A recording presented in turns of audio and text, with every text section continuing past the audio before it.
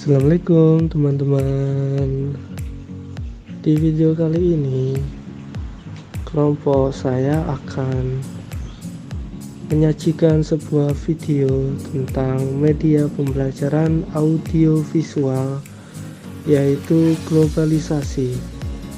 Sebelumnya, yang kami hormati Ibu Eri Rahmawati, SPD MPD, selaku dosen mata kuliah media pembelajaran. Video ini disusun oleh kelompok 3 dan 4. Yang pertama Armina Zebua, yang kedua Joir Putri Fatmala, yang ketiga Feriawan Wahyu Dwiyanto, yang keempat Nihayatus Saada, yang kelima Tika Indriati, yang keenam Firania Nabila Anisya Firdaus. Halo anak-anak, hari ini Ibu akan menjelaskan tentang Indonesia pada era globalisasi. Globalisasi secara bahasa dapat diartikan sebagai proses masuknya ke ruang lingkup dunia. Globalisasi juga dapat diartikan sebagai suatu proses yang menempatkan masyarakat dunia dapat menjangkau satu dengan yang lain, atau saling terhubungkan dalam semua aspek kehidupan. Globalisasi adalah proses mendunia dalam segala aspek kehidupan. Globalisasi membawa dampak pada perubahan perilaku masyarakat, antara lain terlihat pada gaya hidup, pakaian, makanan, komunikasi, transportasi, serta nilai-nilai dan tradisi. Dalam era globalisasi, setiap individu menjadi bagian warga dunia yang saling tergantung satu sama lainnya. Bukti-bukti globalisasi dalam kehidupan masyarakat adalah periklanan, pariwisata, migrasi, dan telekomunikasi.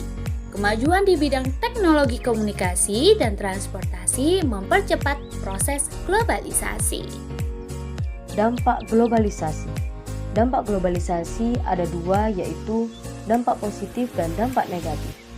Dampak positif dari globalisasi yang pertama yaitu adanya globalisasi di bidang perekonomian membuat kegiatan ekonomi dan perdagangan terjadi di seluruh dunia tanpa mengenal batas negara.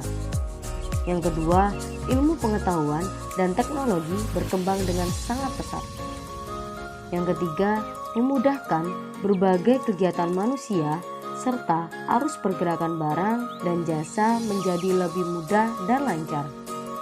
Yang keempat, berbagai pengaruh budaya asing dapat memperkaya budaya lokal. Yang kelima, arus globalisasi dapat menambah wawasan seseorang dan mendorong seseorang untuk berpikir kritis dan logis. Dan dampak negatif globalisasi yang pertama, lunturnya pemakaian produksi dalam negeri karena wawasan masyarakat yang luas, mampu dan bangga menggunakan barang-barang buatan luar negeri. Dan yang kedua, pengamalan negara terancam karena masuknya paham liberalisme dan komunisme.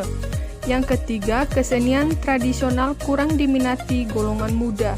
Yang keempat, hubungan kekeluargaan menurun karena kesibukan pekerjaan dan lebih memilih rekreasi ke tempat-tempat hiburan maupun wisata ke daerah atau negara lain. Yang kelima, kehidupan masyarakat cenderung bersifat individualistis dan rasa kegotong royongan yang semakin menipis. Yang keenam, peran negara dikurangi dalam kegiatan perdagangan bebas. Dan yang terakhir yaitu, masuknya perusahaan-perusahaan multinasional dapat mematikan perusahaan dan usaha-usaha lokal. Salah satu ciri globalisasi adalah banyaknya perusahaan asing yang berdiri di negara lain. Berbagai faktor yang menjadi daya tarik investor asing mendiri perusahaan di Indonesia adalah A. Ketersediaan bahan baku atau sumber daya alam. B. Tersedianya tenaga kerja yang banyak dan murah. Besarnya konsisten. D.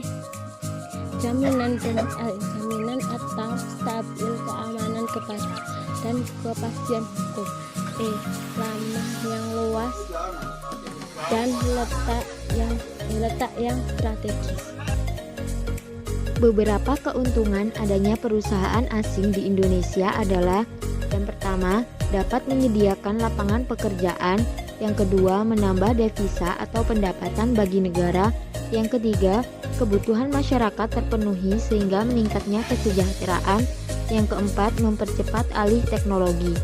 Kerugian adanya perusahaan asing di Indonesia adalah: yang pertama, menimbulkan pencemaran lingkungan.